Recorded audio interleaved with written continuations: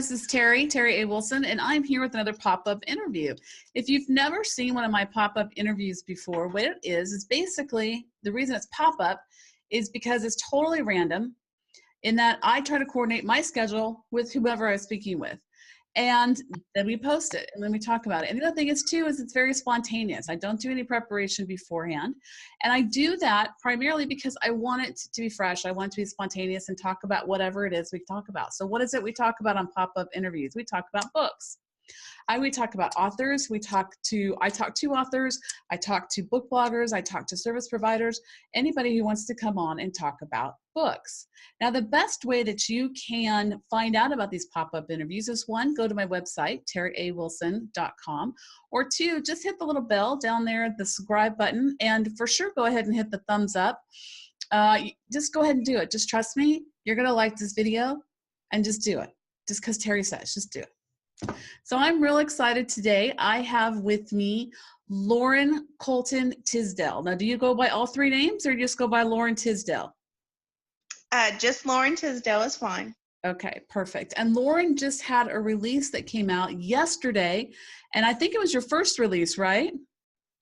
No, ma'am. That's my third solo release, but my fourth if I'm including the anthology that I was in as well. Awesome. Okay, so she's going to talk a little bit about that, and we're going to talk about books. It's a cold, rainy day here, so we'll probably talk about cold stuff, I'm sure, at some point. So, Lauren, why don't you tell us a little bit about what you write? Well, I couldn't just pick one genre, so I kind of dabble in all things romance. I write everything from women's fiction to contemporary romance, historical romance, paranormal romance. I have on my list of things I want to write a children's book. That's definitely something I would like to dabble in one day. And all subgenres included. Your children's book. What do you want your children's book to be about?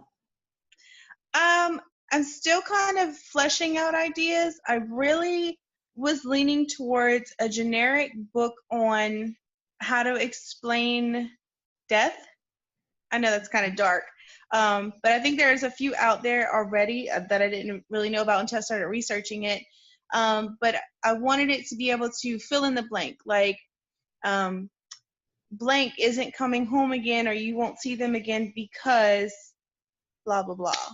You know, some way like to explain to a child, a 7-year-old child, about death. There may be a lot of books out there, but that's such an important topic. Yeah. I think, I really think you should just go ahead and do it. It's difficult to explain death, and especially, I think, unfortunately, with the way we have things today, the news outlets, the social media, the newspaper, there's so many things. Kids hear about death way more. Oh, definitely. Than they ever did before. Even when we had the wars and stuff, and they were talking about that. I mean, my kids talk about it almost on a weekly basis. It seems like we're talking about something somewhere happening. So I think it's definitely something you should explore. Now, do you have, go ahead, I'm sorry. So it's just an idea right now that I haven't really fleshed out very well because I'm so used to writing such lengthy things, how to shorten it to keep the attention span of a 7-year-old. So why 7-year-old? Do you have a 7-year-old? Well, he's 8 now, but I kind of had the idea whenever he was 7 because both of my parents are dead. His biological grandfather has passed away as well. So he only has one living grandparent, and I want to explain to him death, but not per se in such a religious aspect about heaven and God, just more of a why they're not here, how they passed away, to explain it to him and what that means. Right. Now, you also write, you said paranormal romance. Yes, ma'am. And I think that's how you and I met because of the Perfectly Poisoned anthologies. Yes, that's how we met. And that's with Nicole Bates. Nicole Bates. I'm like, I know Bates is in there somewhere, but I couldn't remember what it was. So that's, ladies and gentlemen, that's actually an anthology that we have that's coming out in the fall, I believe, or late summer. And this is another one, Grave Importance. Why don't you tell us about that one real quick? So Grave Importance is, it's centered around an academy in 1870 London. So we go back in time, and all of the stories are so different from one another, but they all center around Dr. Morrow's Academy of Anatomy and Science. And one day he throws a curveball to everyone studying under him, that if they want to continue studying there, they have to procure their own corpse for study. Oh, okay. So lots of, you know, bribery is one of them. Lots of lust and seduction. So there's a lot going on in that book. I live in North Carolina, and my husband and I went on a ghost tour for our city, which I love to do that. If you ever get a chance to go on a ghost tour for your city, it's so much fun because you hear things that aren't necessarily all prettified. You know, they're not all wrapped up in a nice package and bow. But we have a college that's not too far from here. And the guy who was talking about it was talking about how the students used to have to, even in this country for real, find their own bodies to practice on. Yeah. And so it was, sometimes they would do some things that like at the brothels and things like that, where people might die and they didn't know about it, or the poorhouses, they would go in and take the bodies out. They didn't necessarily have a proper burial. So that's actually kind of true. Kind of sad, but kind of true. Now, what is your story about specifically? Specifically, it involves two characters, and I know I feel so unprepared. I'm so sorry. I have the blurb of my particular story on my website. Okay. Which is what? I'm going to pull it up right now. Okay. But it's centered around Jacqueline Kinnison is the character, and Enzo Mason. And Enzo's got a pretty shady past, and I guess fate kind of takes hold, maybe is the word that I'm looking for. And Jacqueline has a few secrets up her sleeve that she doesn't really reveal right away. And because I wanted to throw the reader a curveball like out of nowhere. So I think I did a good job at that. And my story, paranormal involved or related, basically. Oh, okay. So the whole anthology is called Grave Importance. Mm-hmm. And is it available on Amazon, Barnes and Noble? Yes, I know for sure Amazon. I don't know if she put it on other platforms, but I know for sure Amazon. Okay. And you can get print or the Kindle. Okay. Now, she must like London, because it seems like a lot of her anthologies center around London. I think she's from there. Oh, well, okay. So, Natalie, if you're watching this, I want you to come on my show so we can talk about this. Yeah, we need to tell us about London. Yeah. I would love to hear her accent. I bet she talks British. That would be great. Natalie, hook me up. Call me. No, don't call me. Email me. Do you have your blurb there? Yeah, I'm pulling it up right now. Okay. So, see, my computer was on, and then it decided to die right before this interview. Of course. Yeah. Yeah, technology is wonderful. Don't you love it? Come on. Okay, so I'll just read this. Mason is a hustler and a thief by nature. After stealing the most valuable thing he's ever stolen, he thinks he's finally on a path to making a good life for himself. His confidence is tested when Dr. Morrow reveals the newest challenge that will decide their fate in the surgical program is to procure your own cadaver for study or be dismissed from the academy. Will the help of a fellow classmate who happens to be the most beautiful woman he's ever seen be the only thing that helps him be the one thing that helps him achieve his goals, or will his luck run out? So that's Enzo's part. And Jacqueline Kennison is a stunning newcomer to the Morrow Academy of Anatomy and Science who has caught the eye of a fellow classmate, Enzo. Jacqueline is determined to see her master plan through, even if it means teaming up with Enzo. This choice leads to unforeseen dilemmas that she never expected. Will Enzo be the one to aid in her own self-destruction, or will he surprise her by saving her from herself? Dum dum dum. Now, okay, so Jacqueline Kennison and Enzo Mason. Okay, now where did you come up with your names? Jacqueline was I guess I can reveal that. It was a play on Jack the Ripper. Okay. And then Kennison was something that I just researched, like British last names. Enzo was something from a show that I really loved, The Vampire Diaries. I really liked his name. And then Mason, it was just another British name, a British last name that I found, and I was like, oh, that goes together. I really have trouble naming characters. If I had to pick, the hardest thing as an author, I think, is to name characters, to find unique names that fit them. That's so hard. Yes. I had to make a spreadsheet recently because I had so many characters I was afraid I was going to start repeating them. And yeah, you do. You spend a lot of time on baby name sites. You do. And there people are like, oh, you're expecting? No, I'm trying to name someone. Yeah. It's easy to name a bad guy in a book because you could just name it someone you really don't like at the time. Yeah, what does that mean? Like, don't make me mad. I might put you in my book and kill you off. Right? Totally. Okay, so that brings up a point.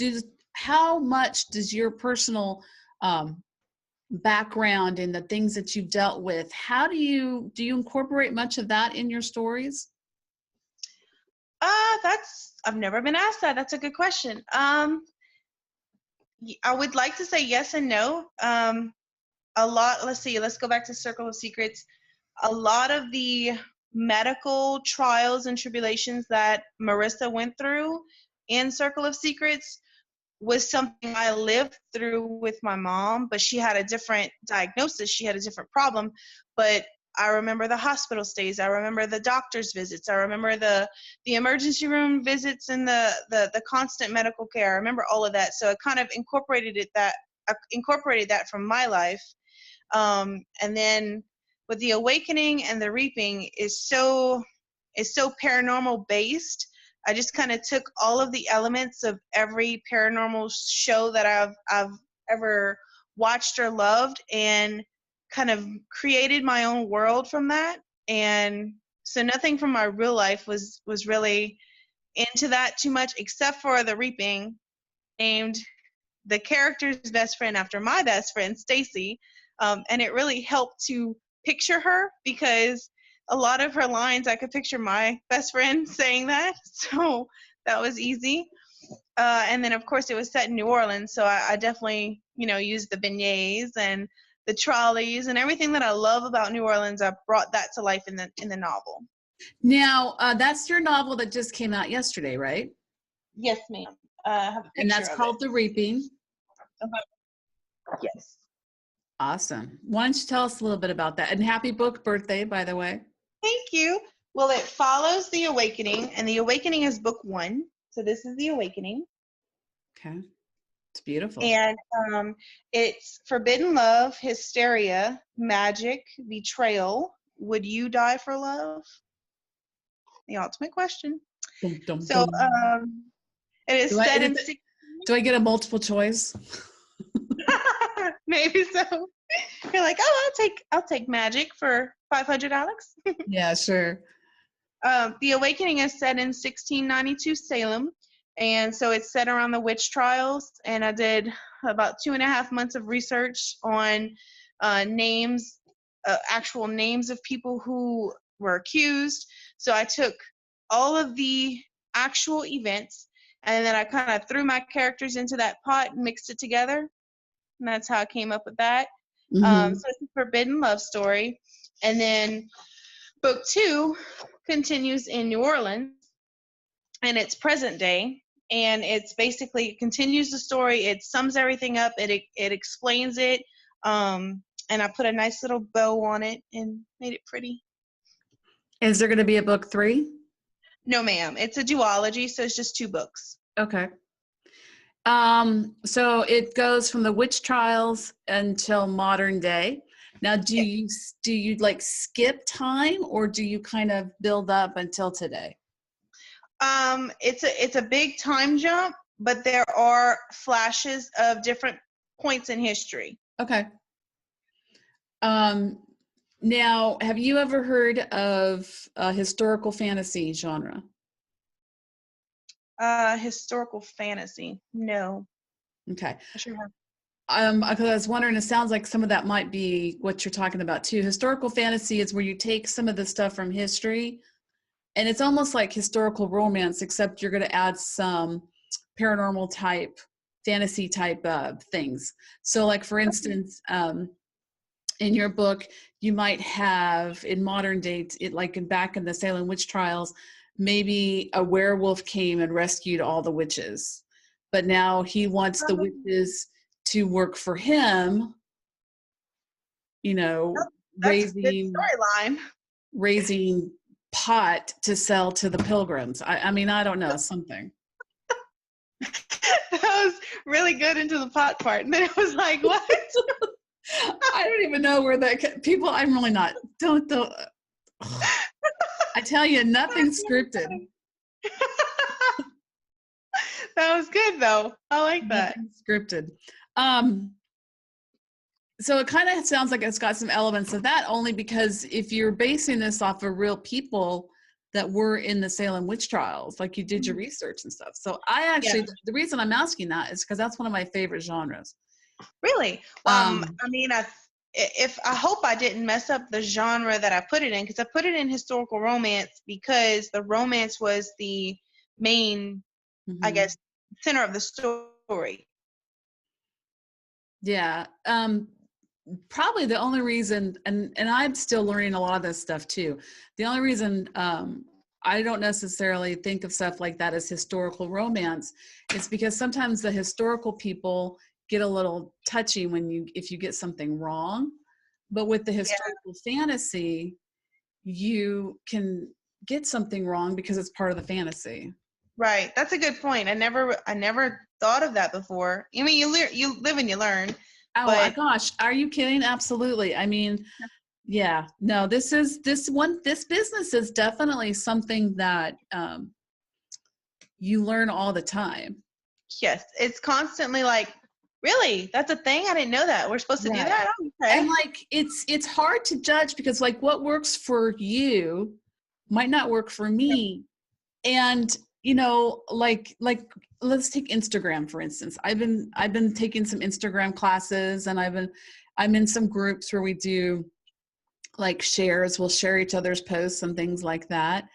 And I've been looking at their posts and trying to figure out like what makes this person get 400 likes and this person only 30 likes. Like really, like what is it? And it's interesting, even though the posts are very similar. This business is definitely, and it's a lot of trial and error.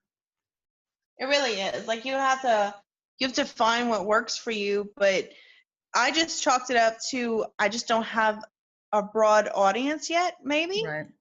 But then I maybe I'm wrong. I don't know. That they seem more established.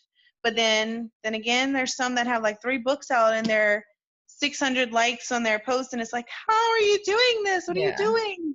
Yeah, and it is definitely something. And in some ways, I'm just a couple more years older than you. So please understand this is where I'm coming from. As the person who is, this is like a second career. I'm like re-entering the workforce. Okay. Mm-hmm. And so I like the challenge of of having to go out and always learn something new, Right. because I see a lot of people who are in my age bracket, my generation, who are kind of stagnant in what they're learning. Mm-hmm. And Yeah. so I like that. I like that this business is constantly changing. I like that I'm going out and learning stuff. And with us doing it now, are you self-published or did you go through a publisher? My first book was published through a vanity press, but then they went out of business, so I got the rights back, and Okay. I kind of sat on it for like 5.5 years until I was tired of querying publisher after publisher just to get nothing back, or no bites. And it really, it kind of is like a kick you when you're down thing. Like, okay, am I just not that good? Does the story just suck that bad? But then I was like, you know what? No, I'm proud of that work, and I feel like I'm good, and I'm not great. I'm nowhere near like Nicholas Sparks yet, and I realize that, but I'm There are never going some to people who will applaud you for that. huh? There are some people who will applaud you for that. But I'm imperfect. I'm an imperfect writer, but I want to grow.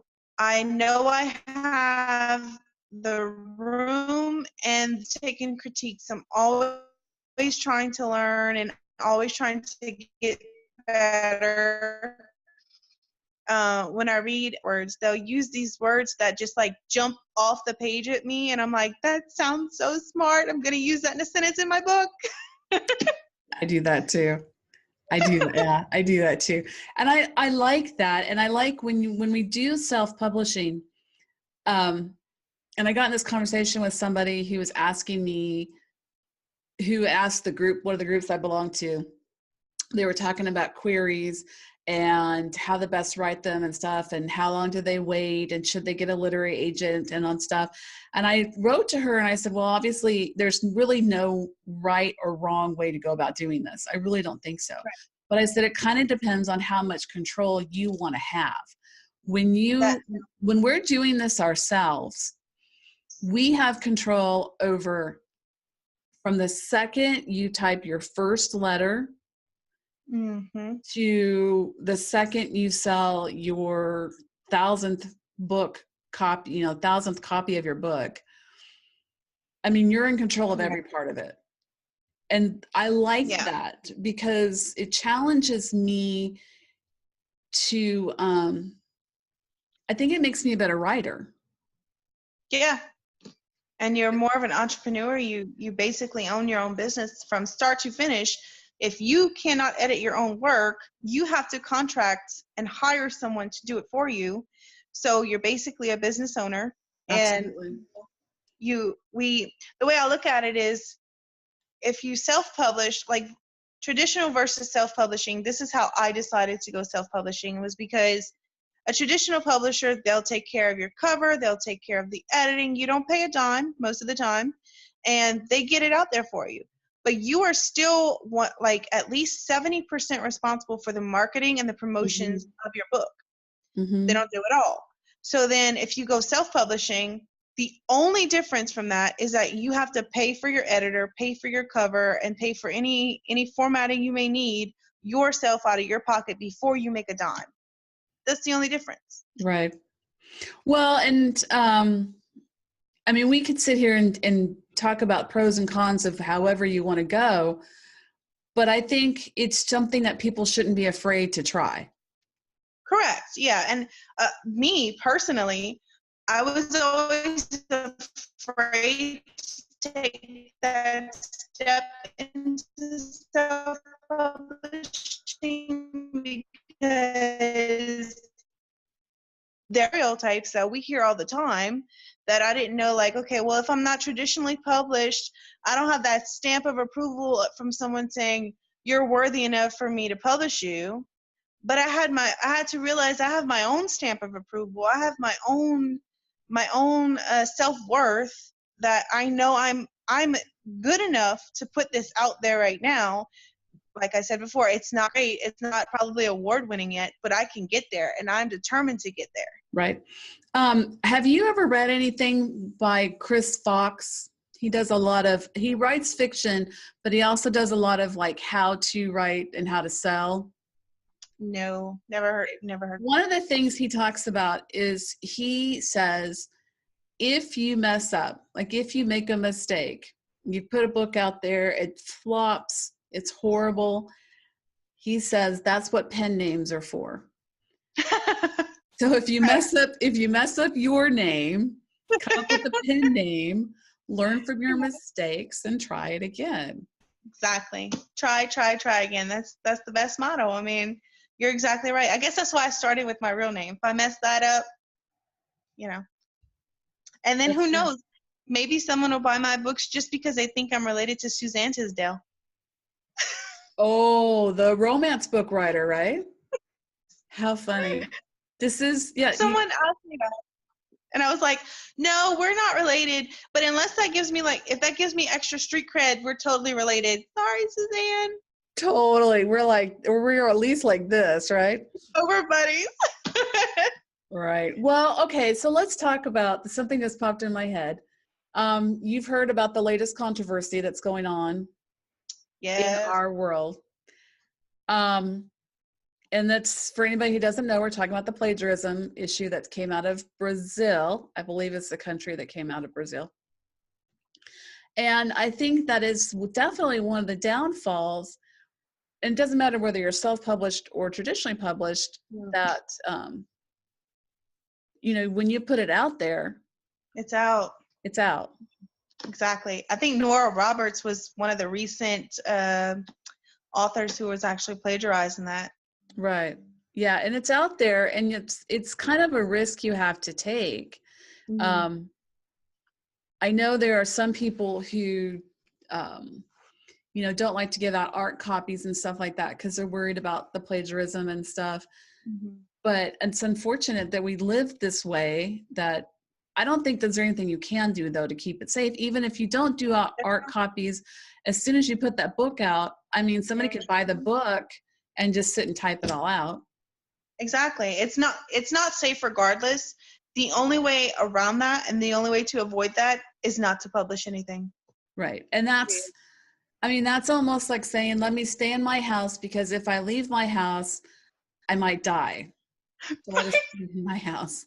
So, yeah. I mean, I guess that's kind of drastic.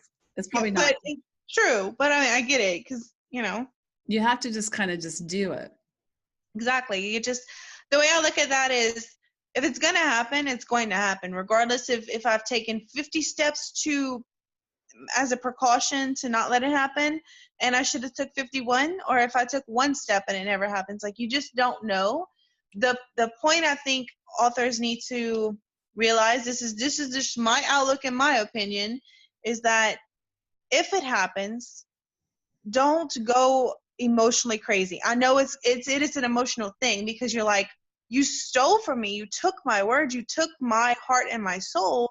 But let's not get emotional. Let's think smart. It's your business. Someone just copied your logo from McDonald's. What would they do? They wouldn't get they get upset, but they wouldn't cry and whine about it. They would take legal action. Mm-hmm. They would back themselves. They would make sure they have all of their paperwork in order, and they would just stand up for what they believe is right and stand up for themselves. And I think that's what we need to do, is just know, hey, it can happen. If it happens to me, I have a tribe who will have my back, and I am strong enough to get through this, and I can prove that is my work, and I will get through it. You brought up two things that I think are really important. One is, and I'm going to mention both of them, and then we'll spend a couple minutes on them. Okay. One is, you talked about don't get emotional. It's a business. Mm-hmm. And two, you talked about your tribe. Right. So let's talk about, like, for you, I don't know if you've experienced this yet. And so if you're very lucky, you haven't, but the first bad review, have you gotten a bad review? On Goodreads, on one of my novels, my debut novel, I got a 1-star, but they didn't say anything. They didn't say why it was 1-star, but I got a 1-star. And, when I first saw it, I was like, why would you 1-star it and not tell me why? Right. But then I was like, hey, that gives it character. Right. I remember I had my first book, I had several 4s and 5s, and then out of the clear blue sky, I got a 1. And the person said the best thing about this book was it was free. And I thought, well, okay. And that really, at first, it really hit, it was like, ooh, but then I was like, well, let's, that person, I say it's a she, I don't want to, it could have been a he, I don't even remember the name, made it personal. I mean, to say that to somebody, that's kind of taking it personal. So when you receive bad news, whether it be anything, how do you deal with that? Well, I could sit here all day and tell you it's how you react to things because it's the truth. My husband will probably tell the whole world if I ever become famous, she's not that sane and she's not that calm. But I'm an overthinker. I have severe anxiety. I think of the worst possible case scenario before it even happens, and I try and have a plan B, C, D, and E, and F before they happen. So with the constantly overthinking, I'm fully aware of all the bad that can happen, but I'm just like, okay, it could happen. If it happens to me, I have to take it one step at a time, one day at a time, and just know that I can get through it because my biggest support system is my husband and my friend. So I'm going to cry, I'm going to scream, I'm going to have a panic attack behind closed doors. Then I'm going to get my level head, put my business hat on, and go forward. Well, and so that you're talking about your tribe, I think it's so important. I'm in my office right now, so you can kind of see this is my office. I don't share it with anybody. It's me. I'm by myself. And I think a lot of us authors and artists in general, we do work in isolation. And well, so, this is my office. yeah, so it's important to have a tribe of people that you can go to, even if it's just to say like, oh, what am I going to do? This didn't work out, or something even good like, oh my God, I sold my first book and I'm really happy, or even just going for advice. Do you find a lot of people have issues in the indie publishing world is, even though there are tons of books out there, it's actually kind of small and people know each other. And I have found more support than I have anything else. Have that been true for you as well? It has. I mean, I've heard of the negative. I've seen the negative from other people dealing with drama, and I'm just like, I'm blessed that I'm not in any of that, and I don't plan to be. Right. Before I answer that question, I did want to touch on one thing. You had asked me how I would handle a 1-star review and all that, and I forgot to say, the thing with that is that I knew going into this that everything that I write and everything that I put out there, I may not be someone's cup of tea. And that's okay, because there's going to be people who pick up my book and they can't finish it because there's too much hot scenes in there, or it's too vulgar for them, or it was just too boring for them, or it took too long to get started and get interesting. But there will be one person out there who will adore everything that I write and be eagerly waiting for my next release, and that's okay with me. Yeah, I think that's true. I think like my characters tend to be older, primarily because I'm older. And so I've discovered, one of the things I've noticed is that perhaps some of the stuff I talk about may not appeal to like somebody who's just starting in their career or just starting in their jobs, or they just moved out of their house and stuff like that. And I think that's totally okay, because if authors only wrote books for women who are 32 and 3 months, who like to cook mushroom pasta on Thursday nights, and who watch Scandal all the time, and that's it, that's all our target audience, how boring would that be? It would be completely boring, like way too boring. Absolutely. But I do have a small tribe, and my tribe is growing. You know, I consider some of my readers my tribe because they are the ones who keep me wanting to write more. When I tell Mhm. them like, hey, got a new idea for a book and this is what I've come up with so far. And they're just so excited and they want me to release it tomorrow. You know, that Mhm. drives me to want to continue. And then there's Mhm. other authors who are so supportive. They share things that I post. They participate in my release parties. You know, they one has been there for me from the start. We actually role played before together. It's two of them actually, and they've both been very helpful. And you know, I try and share as much stuff as I possibly can for them. And if I like, I know I want to have a good backup of author friends, not because of the promotions, but mainly because if it takes me 6 to 8 months to put out my next book, I want to be able to recommend them a book to read in the meantime that I know Mhm. I would like, so I know they would like it. So, Mhm. hey, while waiting on me, check out this person, check out that person, check out this book, you know. Yeah. Well. Well, Lauren, thank you so much for coming out with us, coming out with me today. Thank you for having me. It wasn't too painful, was it? No, not really. It only hurt a little. No, I'm kidding. Okay, so tell us again the two books that you have that just came out. The first book, the duology. Okay, the duology is The Awakening, Okay. so Spellbound Book 1. Then The Reaping. Okay, and show us the anthology again. The anthology is Grave Importance. All right. And my debut novel is also on Amazon, and it is on Kindle Unlimited for those of you who have KU, Circle of Secrets. Awesome. You are so prepared.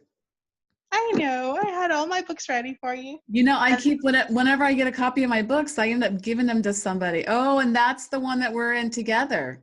yes, I can't wait to write this I need one. to talk to you to find out what are you printing that on? That looks awesome. That was Walgreens. So is that like an 8x10? Yes, this is an 8x10. Oh, I love it. Yeah. Um, the last picture she showed is the anthology that she and I are going to be in together called Bad, Bold, and Beautiful. And it's all about women of a paranormal nature who are bad, bold, and beautiful. Now, we Mm-hmm. are not from a paranormal world or entity, but I can tell you that Laura and I are both bad, beautiful, and Oh, bold, bad, and beautiful.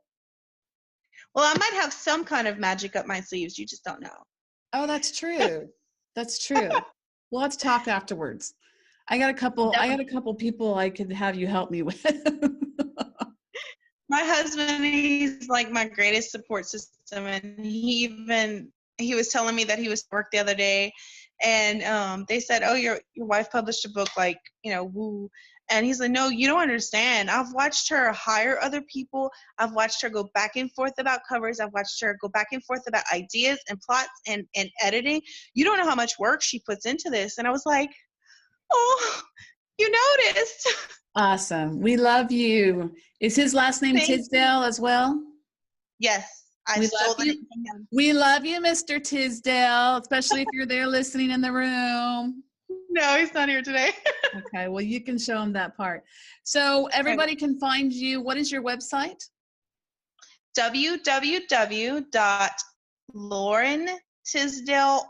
www.laurentisdaleauthor.com. And you're on Facebook and Twitter, Instagram, all the good stuff? Yes, my Instagram is at accidental_author. Okay, and in fact, the next time I'm going to have you come back on later again, and we're going to talk about the accidental author part. I forgot to ask you about that because that's a really Okay. good part. I will also make sure and post all the links to your stuff down in the description so people can get that. I want to Yay. thank everybody for watching this interview. Thank you, Lauren, for coming on with me. And if you are interested in the pop-up interviews, which I know you are because they're flipping awesome, make sure you hit the subscribe button, and that way you will get an email. Yeah, right down below. What is it that all the young kids say? Mash the bell. Mash the bell, and then you'll get an email anytime I post a video an interview. If you are an author or a book blogger or a service provider and you're interested in becoming or being on the show, you can go to my website, www.terriawilson.com. There'll be a link in the description, and you can just hit the link that says Pop-Up Interviews. I want to thank everybody and have a great day.